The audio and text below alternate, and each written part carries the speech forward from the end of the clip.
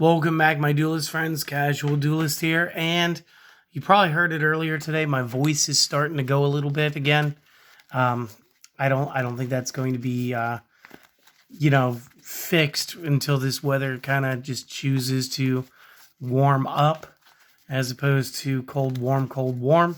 So I do apologize. Obviously, there's not too much I could do about it. Cough drops and hot tea and plenty of water. But back to the point. Earlier today, we had the Machina structure deck. We had the Machina deck build profile using all of our cards. And I told you guys that I would get you guys the test hands. Again, it's normally the day we do some test hands, so that's not too terrible. But I was just a little upset.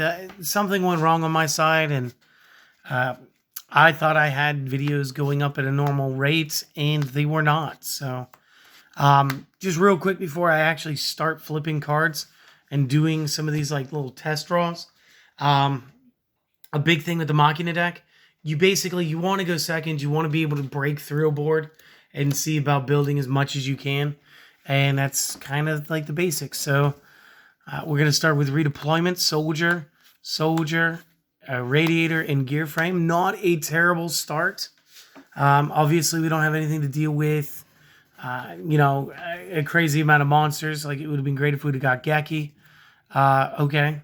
So we're going to draw Geki, so that's free, I guess. You don't need two soldiers, so you'll discard a soldier for the redeployment. We are going to be targeting two Machina cards in our deck, and again, they can't be named the same, and it cannot be named redeployment through this effect. So, just real quick, looking for the biggest bang. We know that a Radiator can summon itself. We know that we can summon a Radiator, so that's all fine. Just trying to think what gets us there the best. Again, because you do want to go for something similar to a game scenario. You do want to grab Citadel. Like, that's not even going to be questioned. Citadel is going to be a card that you want because we are going to want to play our Radiator that way. The big question is, what is the other card that we want right now?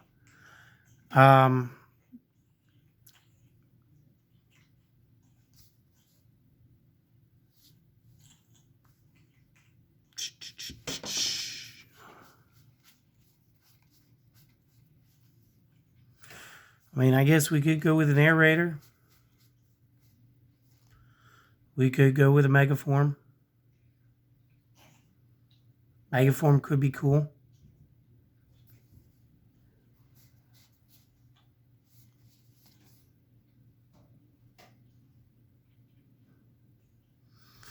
We could go with Possessed Storage, although that's neither here nor there.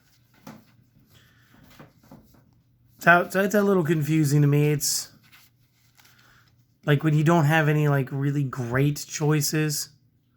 We could just go ahead and grab the Unkless Bear. You don't want to grab the Unkless Bear. And now the Unkless Bear will actually shut off your soldier's effect, unless that's what you were going for, which you still could. So we could grab Unkless Bear. Unkless Bear would summon. It shuts off your soldier. You would have these cards. So you could use your Irradiator real quick, pitching Citadel. Then you could use Gear Frame to grab Air Raider. And then you could pitch your soldier for your Air Raider.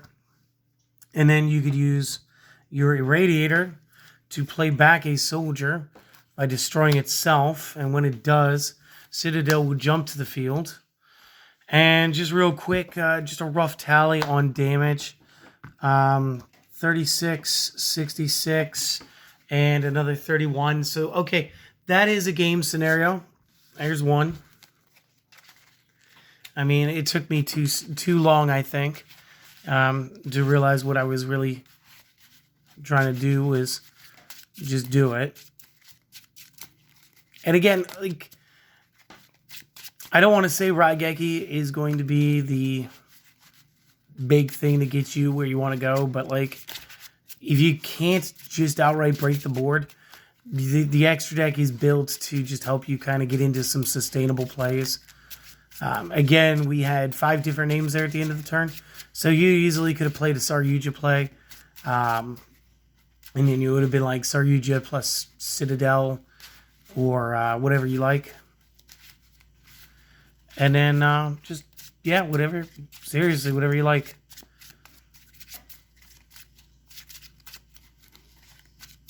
Okay. So, let's go again. And again, I'm going to choose to go second because, again, deck prefers to go second. Just is what it is. So we got a Radiator.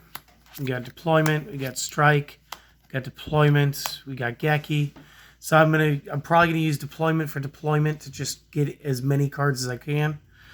We do have the ability to go Geki. We're gonna draw into a Strike. This one's gonna be like a dead hand.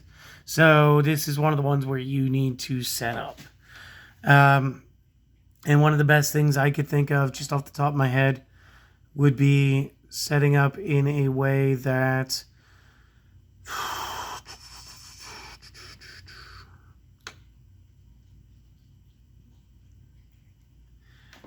you see, I'm trying to think of how I would set into an IP to possibly go into Unicorn. But at the same time, you do have double strike. You can just sit on the strikes. There's no guarantee that you have to Geki. If your opponent overextended, obviously do it. And this will help you stall out an extra turn. And then, obviously, you just make your plays from there. You can make any rank 4 that you want.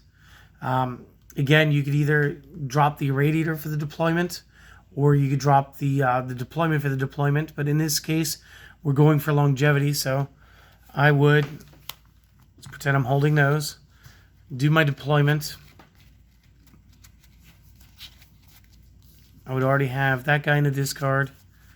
So I would get my Possessed Storage, my Soldier. You could also play Soldier plus like Megaform or anybody else that you wanted. Just setting up whatever type of turn that you really want. This will allow me to get the Irradiator back in the same play. Because we will normal summon our Soldier. It's the only monster we have. We'll be able to special summon the Possessed Storage. When it's special summoned or normal summon, we can target one in our graveyard, special summon it in defense, cannot activate its effects. It's fine, it's got 24 to defense.